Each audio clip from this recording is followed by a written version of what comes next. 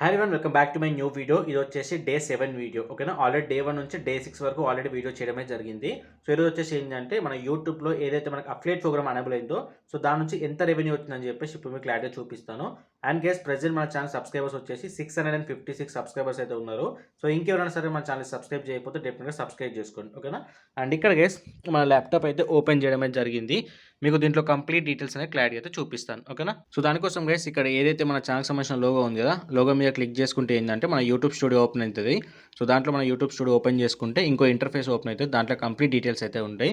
ఇక చూసుకోవచ్చు మన ఛానల్ నేమ్ వచ్చేసి మన వెహికల్స్ ఇన్ఫో. ఒకసారి వెళ్ళి చెక్అవుట్ చేయండి. సబ్స్క్రైబ్ చేయకపోతే వెళ్ళి సబ్స్క్రైబ్ చేయండి. ఓకేనా, అండ్ ఛానల్ యొక్క సబ్స్క్రైబర్స్ వచ్చేసి ప్రజెంట్ వచ్చేసి 10,333 సబ్స్క్రైబర్స్ అయితే ఉన్నారు. సో దీని కౌంట్ వెరీ సూన్ ఇంక్రీజ్ అవ్వాలి, 11Kకి రీచ్ అవ్వాలి. ఓకేనా, మీ సపోర్ట్ ఉండాలి. సో దానికోసం గైస్ ఇప్పుడు మనం ఏంటంటే అనలిటిక్స్ అయితే ఓపెన్ చేద్దాము. ఓపెన్ చేసిన తర్వాత మనకి ఇక్కడ ఏంటంటే రెవెన్యూ ట్యాబ్ అనేది ఓపెన్ అవుతుంది.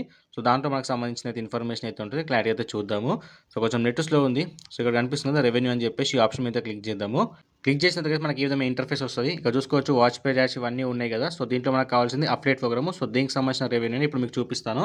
సో దానికోసం గైస్ ఇక్కడ మనం అఫిలియేట్ ప్రోగ్రామ్ మీద క్లిక్ చేసుకుంటే ఏంటంటే ఇక్కడ చూసుకోవచ్చు ప్రొడక్ట్స్ పైన క్లిక్స్ వచ్చేసి 398 క్లిక్స్ అయితే రావడమే జరిగింది.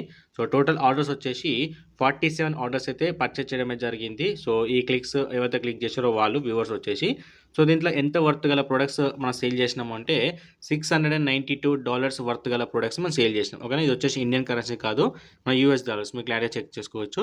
సో దీని నుంచి మనకు ఎంత కమిషన్ వచ్చింది అని అంటే మనకు $27.06 అనేది మన కమిషన్ రూపంలో రావడమే జరిగింది.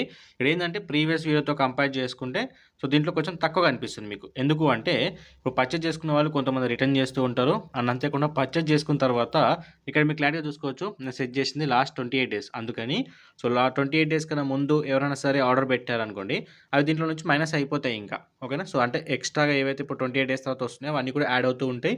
28 డేస్ బిఫోర్ అన్నీ కూడా మనకి ఏంటంటే మైనస్ అవుతూ ఉంటాయి.